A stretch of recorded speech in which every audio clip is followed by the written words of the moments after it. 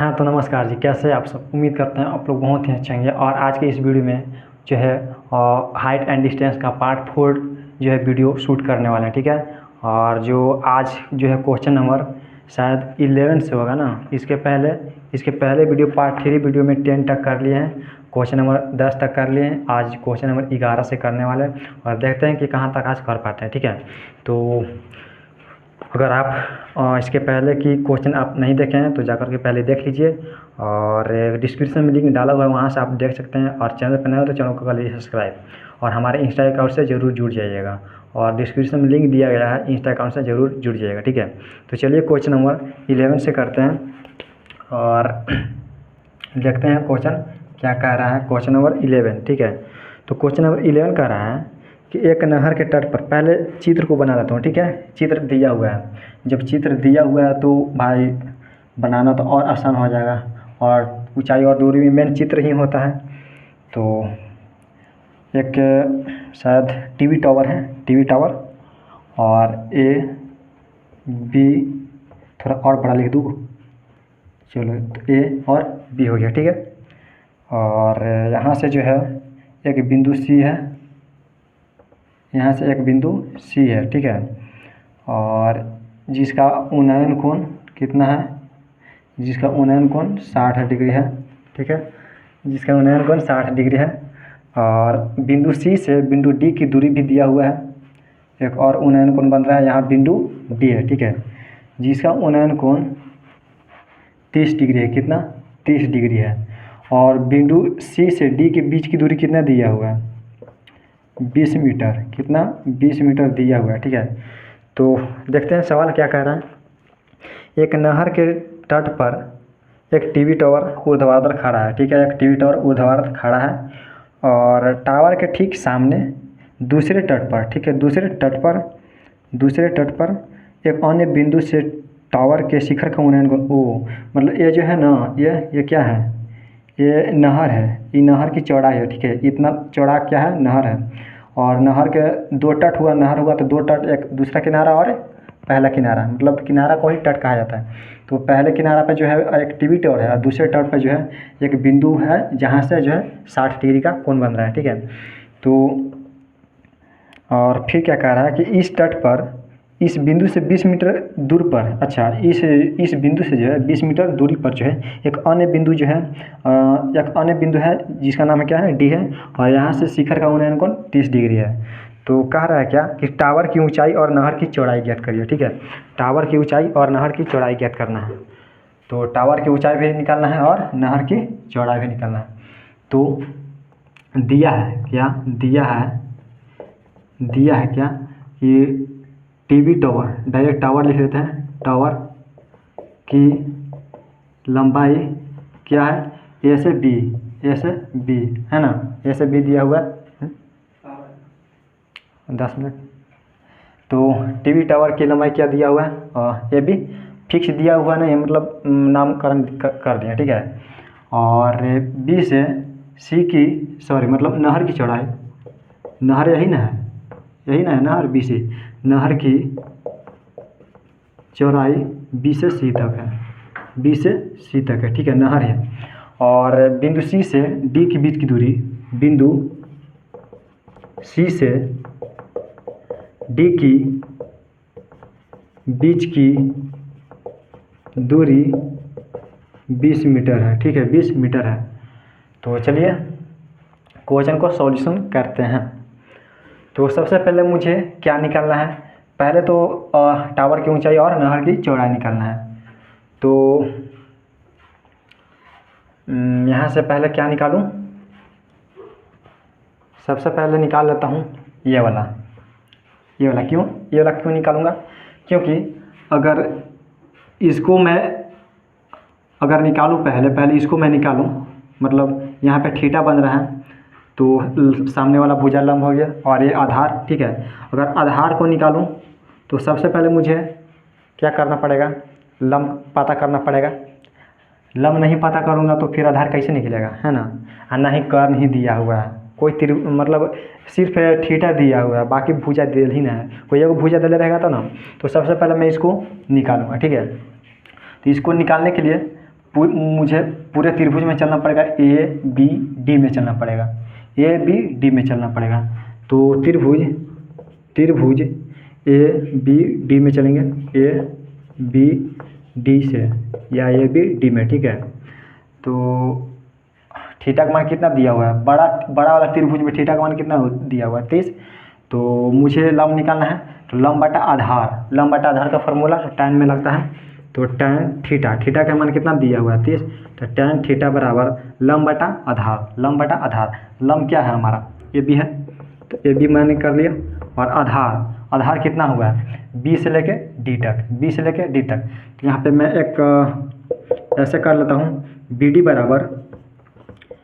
बराबर ऐसे कर लूँ, D C plus B C कर लूँ ना, बी डी बराबर और डी सी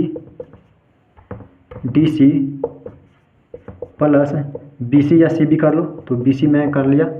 और ठीक है, जबकि डी सी दिया हुआ है तो एक स्टेप और चलाता हूँ, बी डी बराबर 20 प्लस बी सी हो जाएगा ना, क्योंकि डी सी दिया हुआ तो डी सी की मैंने मान रख लिया, ठीक है।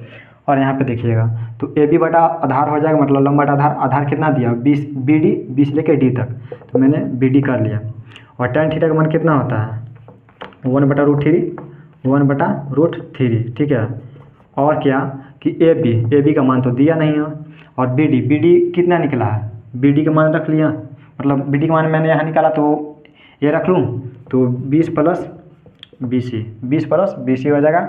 और यहाँ पे देखिएगा, तो यहाँ पे तिरछी गुना हो जाएगा, और होगा क्या कि 20 प्लस बी सी में 1 से गुना हो जाएगा, तो सेम वही रह जाएगा, कोई चेंजिंग नहीं होगा, ठीक है।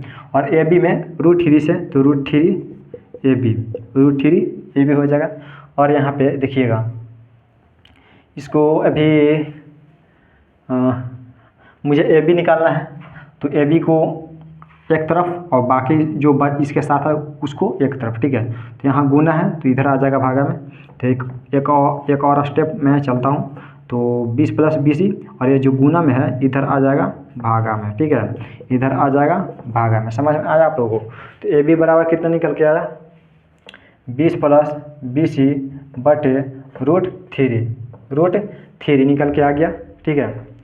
और मुझे निकालना है क्या, मुझे बी सी निकालना है, बी सी। तो थीटा का मान दिया हुआ है और ए बी का मान निकल के आया ना, तो एक भुजा का भुजा पता चल गया, थीटा पता चल गया।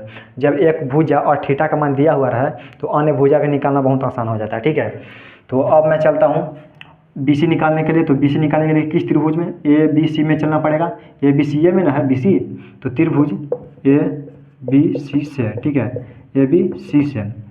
तो यहाँ पर अभी लंब बटे आधार का फार्मूला लग जाएगा, तो लंब बटा आधार tan थीटा में, और थीटा का मान कितना दिया हुआ है 60 डिग्री दिया हुआ है, और लंब है, ठीक है। तो लंब ए बी हो जाएगा, ए बी, आधार क्या हो जाएगा बी सी, क्या हो जाएगा बी सी।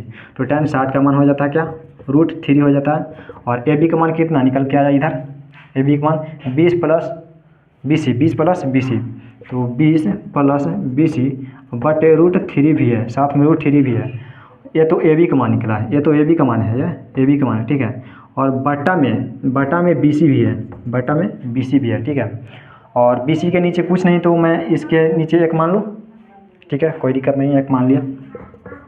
और √3 बराबर जब 9/3 रहता है तो मैं इसको 9/3 कर सकता हूँ ना, 9/3 कर सकता हूँ। जब 4/3 मेन बटा 5/8 रहता है तब इसको ऐसे कर सकता हूँ 4/3, और ये मेन बटा का मतलब भागा, और 5/8, तो 5/8 कर लिया, ठीक है। सेम इसी तरह से इसको भी कर लूँगा। ये जो 20 प्लस बी सी बटा √3 है, 20 प्लस बी सी बटा √3 है, और ये जो मेन बटा है इसको भागा कर लूँ, और बी सी बटा 1 मैंने अलग कर लिया, ठीक है। इसको इस तरह से मैं कर लिया, ठीक है। और यहाँ पे देखिएगा √3 बराबर 20 प्लस बी सी बटे √3, ये जो भागा में इसको गुना कर लूँ और एक ऊपर चल जाएगा और बी सी नीचे चला गया, कोई दिक्कत नहीं। ठीक है, कोई दिक्कत नहीं ना, चलिए कोई दिक्कत नहीं होना चाहिए। और नेक्स्ट स्टेप में क्या होगा देखिए, तो नेक्स्ट स्टेप में होगा क्या, ठीक है, तो √3। अब देखिए BC प्लस 20 प्लस BC में 1 से गुना हो तो 20 प्लस BC ही रह जाएगा। तो √3 बराबर 20 प्लस BC बटे √3 में BC से तो √3 इंटू BC हो गया। समझ में आ गया आप लोगों को। और मुझे BC निकालना है, क्या BC निकालना है, एक मिनट BC, ठीक है, मुझे BC निकालना है। तो इसके नीचे कुछ नहीं तो एक मैंने कर दिया, और तिरछी गुना, और √3 में इतना से गुना किया जाएगा, √3 के √3 मैंने कर दिया, और दिया हुआ है का उधर कि √3 इंटू BC मैंने गुना कर दिया, इसमें से इसको गुना कर दिया, ठीक है। और बराबर 20 प्लस BC में 1 से तो 20 प्लस BC, समझ में आ गया आप लोगों को। और √3 में √3 से गुना किया जाएगा तो सिर्फ 3 हो जाएगा इंटू BC बराबर 20 प्लस BC, ठीक है। और एक काम करिए, इसको एक काम करिए, तो ये 3BC हो गया, ये 3BC हो गया ना, 3BC। और ये जो प्लस में BC है इधर चला आएगा माइनस में, तो इधर माइनस में मैंने लेके चलाया तो बच गया 20 उधर है, तो यहाँ पे 2BC हो गया घट के, और उधर 20, और ये जो गुना में है तो उधर चल जाएगा भागा में, तो दूधा के 20 है, तो BC बराबर कितना आया, 10 निकल के आया ना, BC बराबर 10 निकल के आया।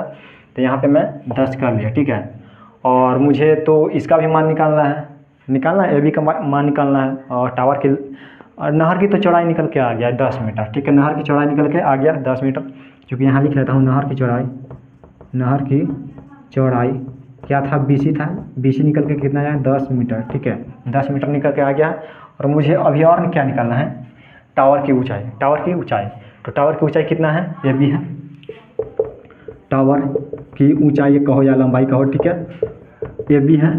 और AB बराबर कितना निकल के आया था, AB बराबर निकल के आया था ना 20 प्लस BC बटे √3, 20 प्लस BC बटे √3, तो AB बराबर 20, और BC का मान कितना निकल के आया, BC का मान यहाँ भी देख सकते हो आप लोग 10 मीटर, तो यहाँ पे 10 मीटर कर लेता हूँ, ठीक है, और बटे 3 √3 है ना, और AB बराबर 20 में 10 30 हो जाएगा ना, और √3। अगर इस तरह से अगर हर में अगर रूट में रह जाएगा ना तो उसको रूट में मत छोड़िएगा, और मतलब इतना पर भी आपको आंसर फुल मार्क्स मिलेगा। लेकिन आपको थोड़ा और एडवांस आइडिया लगाना है, दिमाग लगाना है, क्या कि अगर नीचे अगर रूट में रह जाए तो उसको हर का परमीकरण कर देना है। हर का परमीकरण होगा कैसे, जैसे कि नीचे √3 है तो ऊपर में भी √3 से गुना कर दीजिए, और नीचे में भी √3 से गुना कर दीजिए, बस नॉर्मल सा स्टेप है, बस वही कर देना है। तो AB बराबर हो जाएगा कि 30 में √3 से तो 30 √3, और √3 में √3 से तो सिर्फ 3 हो जाएगा, और 3 दहाँ के 30 है, हो गया ना। तो AB बराबर 10 √3 मीटर निकल के आ गया, 10 √3 मीटर है ना। तो नहर की, चूँकि यहाँ पे लिख लेता हूँ, सॉरी, टावर की ऊँचाई ना, टावर की ऊँचाई बराबर 10 √3 मीटर निकल के आ गया। तो नहर की चौड़ाई भी निकल के आ गया और टावर की ऊंचाई भी निकल के आ गया। तो यहाँ पे मैं कर लेता हूँ 10 √3 मीटर। तो मैं क्वेश्चन को जो है, खाना भी बाद में खाएंगे, तो क्वेश्चन जो है क्वेश्चन नंबर 11, तो क्वेश्चन नंबर 11 आंसर दिया हुआ है, ठीक है, आंसर दिया हुआ है। तो फाइनली आप लोगों को समझ में आया होगा, और मुझे उम्मीद है कि एकदम बिल्कुल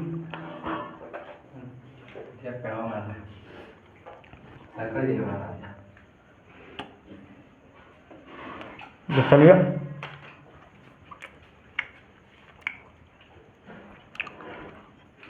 पानी।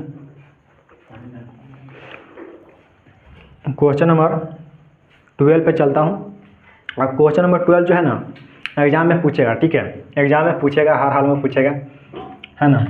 तो क्वेश्चन नंबर 12 पे चलता हूँ, और आप लोग हमारा इंस्टाग्राम अकाउंट से जुड़ना ना भूलें, ठीक है।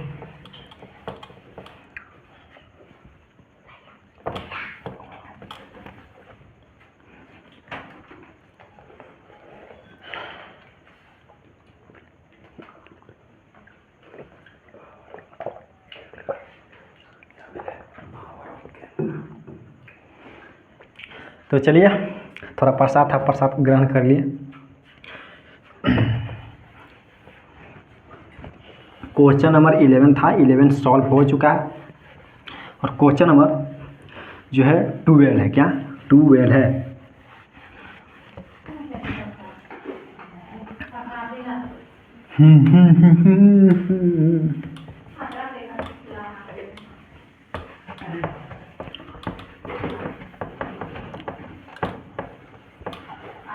क्वेश्चन नंबर 12, क्वेश्चन नंबर 12 क्या कह रहा है कि 7 मीटर ऊंचे भवन के शिखर से एक केबल टावर की शिखर का उन्नयन कोण। क्वेश्चन नंबर 12 जो कि VVI है। क्या है? VVI है और हो सकता है कि पूछ भी सकता है ना, पूछ भी सकता है।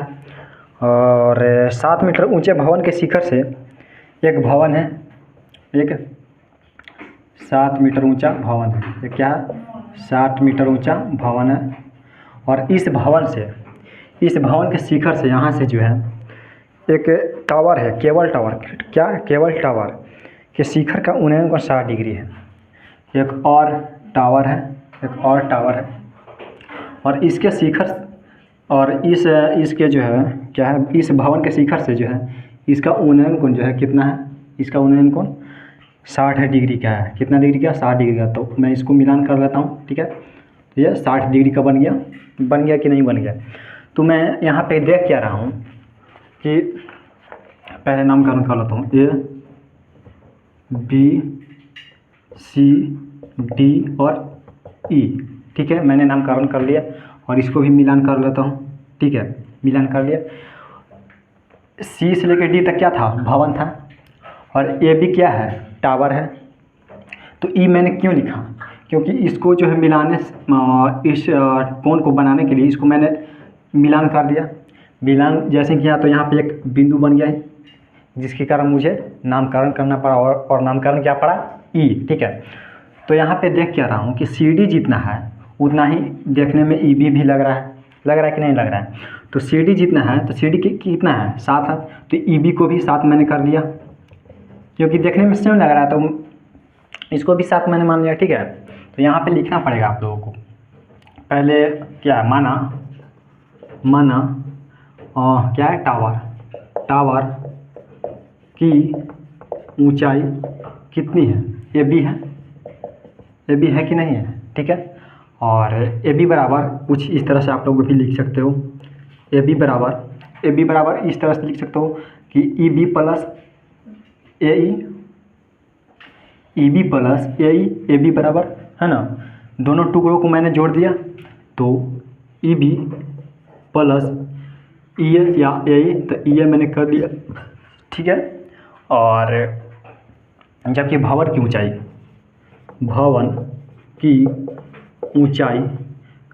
मतलब CD, क्या CD कितना दिया हुआ है? 7 मीटर। क्या? 7 मीटर। और यहाँ पे फिर लिखना है क्या कि चूँकि जितना CD है उतना ही EB है, तो चूँकि CD बराबर EB करना पड़ेगा आप लोगों को और बराबर 7 भी कर दो, मतलब CD बराबर भी 7 और EB बराबर भी 7 मीटर, ठीक है। तो चलिए निकालना है क्या कि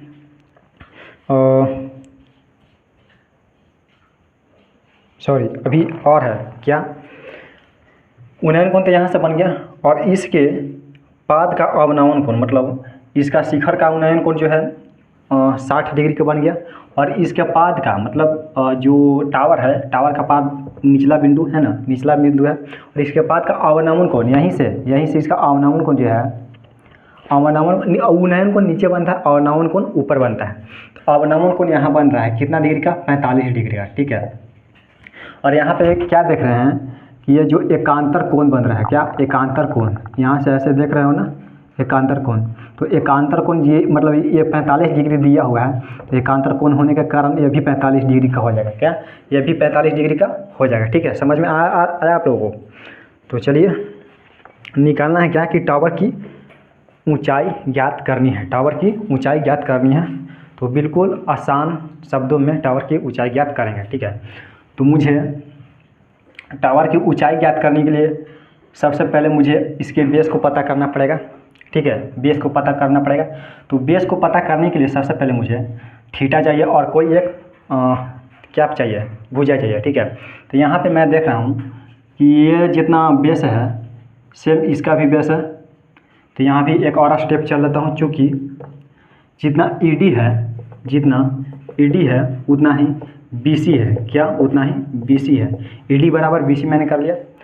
तो यहाँ पे देख क्या रहे हैं, ये जो त्रिभुज है इसमें थीटा भी दिया हुआ है और ये वाला भुजा भी दिया हुआ है कि नहीं दिया हुआ है, ठीक है। तो जब कोई एक भुजा और थीटा का मान दिया हुआ रहता है तो अन्य त्रिभुज का जो है क्या भुजा निकालना बहुत ही इजी हो जाता है, ठीक है। तो इस त्रिभुज से मैं इसको बेस निकाल लाता हूँ, और जब इसका बेस निकल जाएगा मतलब BC निकल जाएगा तो BC बराबर ED भी हो जाएगा। तो BC जब निकल जाएगा तो ED भी वही हो जाएगा, ठीक है। और जब ED हो जाएगा तो इस त्रिभुज का क्या हो जाएगा, बेस हो जाएगा। और जब बेस हो जाएगा और थीटा का मान दिया हुआ है तो यहाँ से मैं AE को निकाल लूँगा, और AE को निकालूंगा तो टावर का ऊंचाई निकल जाएगा। कैसे, क्योंकि AE को जोड़ दूंगा और 7 को जोड़ दूंगा, इसको जोड़ दूंगा और AE को जोड़ दूंगा तो टावर की ऊंचाई निकल जाएगा, ठीक है। तो मुझे सबसे पहले क्या करना है, मैंने जितना अभी लेक्चर मैंने बोला शायद आप लोगों को समझ में नहीं आया होगा, है ना। तो चलिए यहाँ सॉल्यूशन करके बताते हैं आप लोगों को। तो सबसे पहले मुझे DBC में चलना पड़ेगा, त्रिभुज DCB में, ठीक है, DCB में। तो लंब दिया हुआ है, आधार निकालना है। तो लंब बटा आधार किस फार्मूला में होता है, tan थीटा का फार्मूला में होता है। तो tan थीटा का मान कितना दिया हुआ है, थीटा का मान दिया हुआ है 45, और लंब कितना दिया हुआ है, लंब दिया हुआ है 7, और आधार कितना दिया हुआ है, आधार का पता नहीं है तो आधार निकालूंगा ना, तो BC को BC छोड़ दिया, ठीक है। तो tan 45 का मान होता है 1/60 बटा BC हो गया कि नहीं होगा। और BC में 1 से BC और बराबर 7, BC निकल के कितना आ गया है, 7 निकल के आ गया है, ठीक है, 7 निकल के आ गया है, ठीक है। जब BC निकल के 7 आ गया है और मैंने यहाँ पे माना है ED बराबर BC, और तो ED बराबर हो जाएगा, BC का मान रख लूँगा 7। तो ED बराबर निकल के आ गया 7, तो मैं इसको ED को 7 यहाँ पे लिख लेता हूँ, 7 मीटर, और ये भी 7 मीटर, BC भी 7 मीटर और ED भी 7 मीटर, ठीक है। मतलब ये स्क्वायर भी बन गया है ना, लेकिन यहाँ पे हम लोग ये क्षेत्रफल नहीं पढ़ रहे हैं, मतलब एरिया मतलब स्क्वायर लग रहा है कि नहीं, ये भी 7, ये भी 7, ये भी 7, ये भी 7, है ना। तो चलिए, और मुझे इसका बेस पता चल गया। जब इसका बेस पता चल गया इसका लंबाई भी पता कर लूँगा। तो लंब निकालना है तो त्रिभुज ADE में चलूँगा, तो त्रिभुज ADE में चलूँगा, ठीक है, ADE में चलूँगा। और ADE में चलना है मुझे तो सबसे पहले tan थीटा का फार्मूला लगाना है, लंब बटा आधार। तो tan थीटा का मान कितना दिया हुआ 60, तो यहाँ पे मैंने 60 कर दिया। और लंब बटा आधार, तो आधार इसका ये है और लंब ये है, तो AE बटे आधार कितना है ED, तो ED के मैं मान रख लेता हूँ, तो 7 दिया हुआ है तो 7 मैंने रख लिया। tan 7 का मान होता है 7 30 होता है ना, AE बटे 7, इसके नीचे कुछ नहीं तो 1, और यहाँ तिरछी गुना कर लूँगा 7 में और √3 से तो 7√3, और AE में 1 से तो AE, समझ में आया आप लोगों को, बिल्कुल राइट, ठीक है। और AE निकल के आ गया कितना 7√3, AE निकल के आ गया 7√3। और मुझे पता करना है कि टावर की ऊंचाई निकालिए, टावर की ऊंचाई निकालिए। तो टावर की ऊंचाई मैंने कितना माना था, AB, यहाँ पे माना हूँ ना AB, तो AB मैंने कर लिया। और जबकि AB बराबर क्या लिखा था, मैंने दोनों टुकड़ों को जोड़ दिया था, दोनों टुकड़ों को मैंने जोड़ा था EB प्लस EA, ठीक है। तो AB बराबर EB का मान कितना निकल के आया, EB 7, और AE का मान अभी निकल के आया ना, AE का मान या EA या AE बोलो 7√3, समझ में आया जी। तो यहाँ पे देखिएगा AB जो निकल के आया है, यहाँ पे मैं देख रहा हूँ क्या कि यहाँ भी 7 है और यहाँ भी 7 है, कॉमन का नाम सुना है आप लोगों ने? कॉमन का नाम, कॉमन, ठीक है। तो यहाँ पे मैं कॉमन ले लेता हूँ। कितना? 7, दोनों में 7 है तो कॉमन ले लिया मैंने, है ना। तो यहाँ से 7 बाहर निकल गया तो यहाँ पे सिर्फ 1 बचा। 1 बचा कि नहीं बचा? कहिएगा कि 7 दिया हो तो 7 बाहर निकाल लिया तो 1 कैसे बच गया? यहाँ पे 0 बच गया। जी नहीं, अगर 7 में 0 से गुना करिएगा तो 7 निकल के आ गया दोबारा? नहीं ना। अगर यहाँ पे मैं 1 कर लूँगा तो 7 में 1 से गुना करेगा तो 7 निकल के आ जाएगा। अगर यही 0 करिएगा तो 7 में 0 से गुना करिएगा तो 0 हो जाएगा, जो कि बिल्कुल गलत हो जाएगा, ठीक है। तो यहाँ पे मैंने 1 कर लिया और प्लस है बीच में, तो बीच में मैंने प्लस डाल दिया, ठीक है। और यहाँ भी 7 निकल के आ गया है बाहर, तो बच गया क्या? √3 यहाँ पे बच गया। बच गया कि नहीं बच गया? ठीक है। तो ए बी का मान निकल के कितना आ गया? टावर की ऊंचाई निकल के आ गया ना, 7 × 1 + √3 मीटर। मेरा बिल्कुल राइट आंसर, आप लोग मिला लीजिएगा, ठीक है। तो शायद आप लोग को समझ में आया होगा। अगर समझ में आया तो हमारे इंस्टा अकाउंट से ज़रूर जुड़िएगा और वीडियो को एक बार लाइक कर दीजिएगा, ठीक है। तो नेक्स्ट क्वेश्चन पे चलते हैं। 26-27 मिनट का वीडियो हो गया है अभी फ़िलहाल, तो कोशिश करेंगे एक और क्वेश्चन बनाने का। और ये क्वेश्चन मतलब बहुत ईजी है, ठीक है। बहुत ईजी है, बहुत ईजी है, बहुत ईजी है। क्वेश्चन नंबर 12 के बाद जो 13 है ना, वो बहुत ईजी है। तो शायद आप लोगों को 12 क्वेश्चन समझ में आया होगा, ठीक है। क्वेश्चन नंबर 12 समझ में आया होगा। और क्वेश्चन नंबर 13 पे चलते हैं और 13 बनाकर वीडियो को पॉज कर देंगे, एंड कर देंगे, और बाकी क्वेश्चन नेक्स्ट वीडियो में आएगी, ठीक है। बाकी के क्वेश्चन नेक्स्ट वीडियो में आएगी।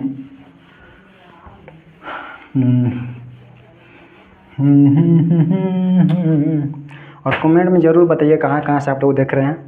Question number 13, question number 13, question number 13, ठीक है। क्वेश्चन नंबर 13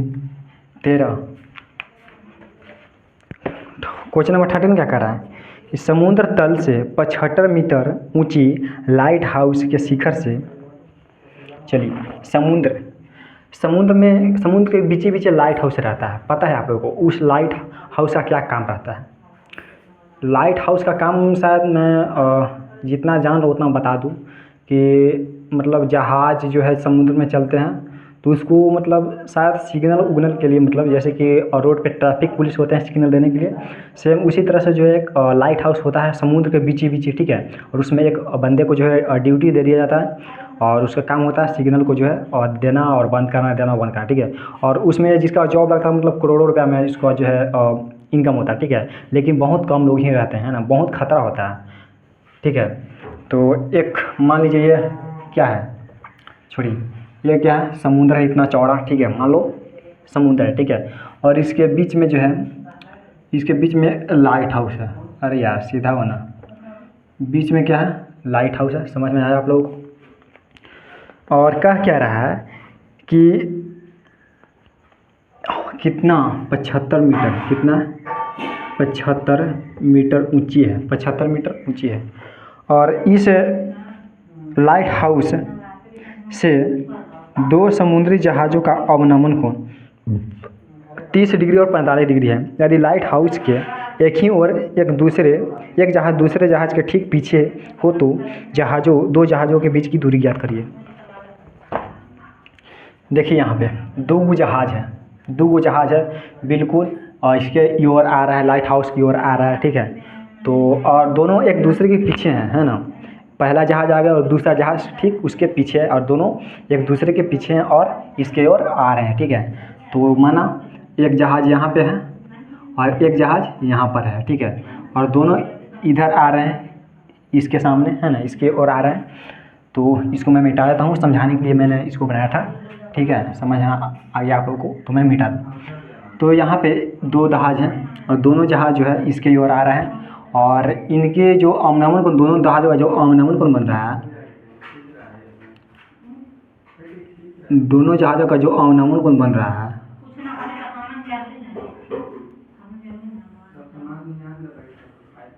देखिए 2 जहाज़ है और दोनों जहाज़ के जो अवनमन कोण बन रहा है, एगो के बन रहा है कितना? 30 डिग्री, एगो के 45 डिग्री। अवनमन कोण बनता है ऊपर और उन्नयन कोण बनता है नीचे।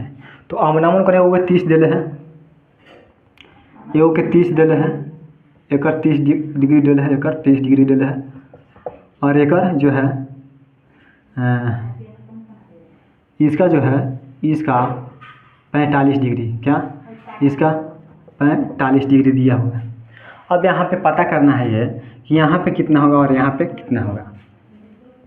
तो यहाँ पे देख रहे हैं क्या, ये जो ऐसा डायग्राम बन रहा है, तो इस डायग्राम को कहते हैं क्या, एकांतर कोण। क्या एकांतर कोण। तो एकांतर कोण में जो जितना कोण यहाँ पे बन रहा है उतना ही यहाँ पे बन जाएगा, और इसका भी सेम वही हाल है। जेड जैसा डायग्राम बन रहा है, जेड जैसा डायग्राम ऐसे बन रहा है, तो जितना ये होता है उतना ही ये होता है, ठीक है। तो ये 45, तो ये भी 45, ठीक है, ये भी 45।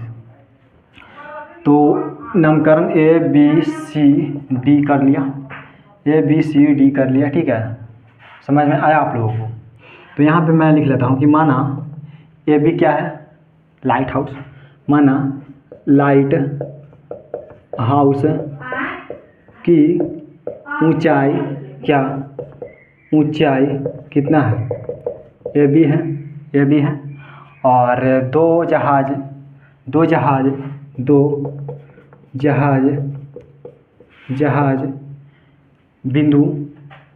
बिंदु सी पर एवं डी पर हैं। एक जहाज यहाँ और एक जहाज यहाँ, मतलब एक सी पर एक डी पर, ठीक है। और दोनों जहाज के बीच की दूरी निकालना है, बीच की दूरी निकालना है, और बस दोनों जहाज़ों के बीच की दूरी निकालना है। अब देखिए मेन चीज़ यहीं पे शुरू होगा।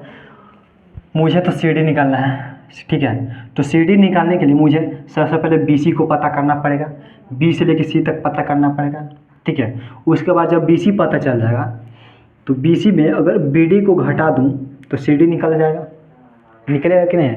तो मुझे बी सी को पता करने के लिए क्या करना पड़ेगा, किस त्रिभुज में चलना पड़ेगा, जबकि ए बी का मान दिया हुआ है, ए बी का मान दिया हुआ है। तो और अच्छा बात है, कोई एक त्रिभुज का मतलब कोई एक भुजा का मान दे दिया गया, और बी सी निकालना है। तो बी सी किस त्रिभुज में है, तो ए बी सी में है, ए बी सी में है, ठीक है, बी सी।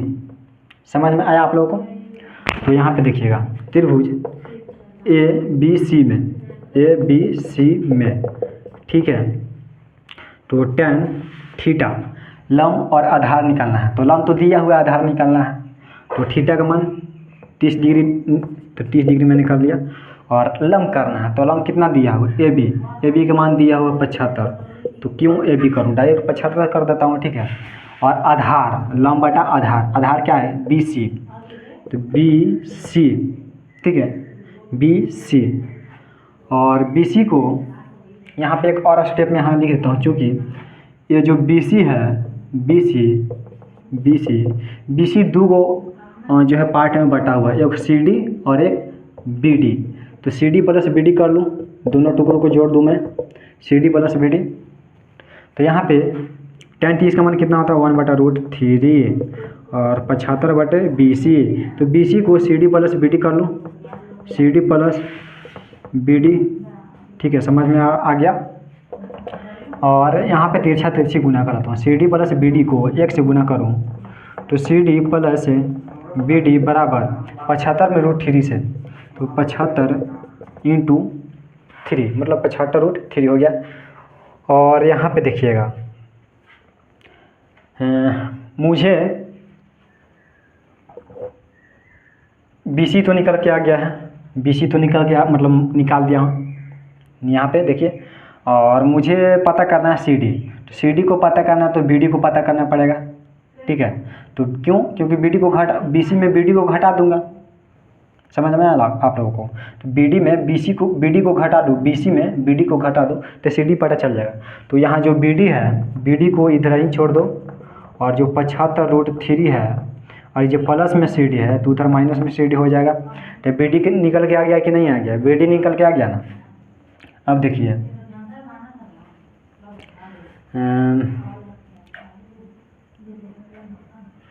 ठीक है। अब देखिए त्रिभुज, अब ए बी डी में चलना है। ए बी डी में क्यों चलूँ ए बी डी में, देखिए कहीं क्यों चलूँगा, ए बी डी में चलूँगा तो ए बी डी में, ठीक है। बी डी को निकालने के लिए बी डी में चलूँगा। आप बोलिएगा बी डी तो यहाँ पे निकाल लिया तो फिर क्यों बी डी को निकालिएगा, तो बी डी का मान पूरा पूरा निकल के नहीं ना आया है। यहाँ पे देख रहा हूँ क्या कि एक सी डी भी शामिल है इसमें, तो इसको तो हटाना पड़ेगा ना, इसको तो हटाना पड़ेगा। तो इसको हटाने के लिए तो मुझे बी डी निकालना पड़ेगा, एग्जैक्ट बी डी निकालना पड़ेगा, ठीक है। तो त्रिभुज ए बी डी में तो tan थीटा का लगा दूंगा फार्मूला, तो tan थीटा का मान जो है 45 डिग्री दिया हुआ है, और लंब बटा आधार तो लंब 75 और आधार बी से लेकर डी तक, बी डी। अब देखिएगा tan 45 का मान 1 होता है, 75 बटे बी डी, समझ में आया। बी डी में 1 से बी डी बराबर 75 तो निकल के आ गया है बी डी का, हाँ एग्जैक्ट निकल के आ गया बी डी, एग्जैक्ट निकल के बी डी आ गया है। और मुझे पता करना है सी डी, मुझे पता करना है सी डी, ठीक है। तो सी डी को पता करने के लिए तो यहाँ पे देखिए जो बी सी बराबर निकाले हैं हम, यहाँ पे बी सी बराबर C D plus B D, C D plus B D निकाले हैं ना, C D plus B D, ठीक है। तो अगर वहाँ पे बी डी का मैं मान रख दूँ, सी डी बी डी, ठीक है। चलिए कोई दिक्कत नहीं है, बनाता हूँ। तो बी सी बराबर सी डी का मान निकल के कितना आया था, सी डी का मान निकल के नहीं आया, सी डी का मान निकल के नहीं आया, ठीक है। तो इसको एक काम कर दो, यहाँ पर जो ये दिया हुआ है इसको मिटा दो, हाँ, क्योंकि मुझे सी डी पता करना तो सी डी को छोड़ कर बी डी को उधर भेज दो, सी डी को छोड़ के बी डी को उधर भेज दो। तो सी डी बराबर ये जो 75√3 उधर है, आई जब प्लस में बी डी है तो उधर माइनस में चल गया बी डी, तो सी डी बराबर 75√3 माइनस बी डी, तो सी डी बराबर 75√3 माइनस बी डी, समझ में आया। और बी डी का मान कितना है 75, तो यहाँ पे प्लस 75 कर लो, और फिर बी डी है तो यहाँ भी 75 करना पड़ेगा, यहाँ भी 75 करना पड़ेगा। तो बी सी बराबर 75√3 माइनस, यहाँ भी बी डी है तो बी डी का मान रख लूँ 75, तो 75 प्लस 75, ये दोनों कट गया, तो बी सी बराबर निकल गया ना 75√3। और मुझे निकालना है क्या, सी डी निकालना है, मुझे सी डी निकालना है, ठीक है। फिर से निकालना पड़ेगा, पुनः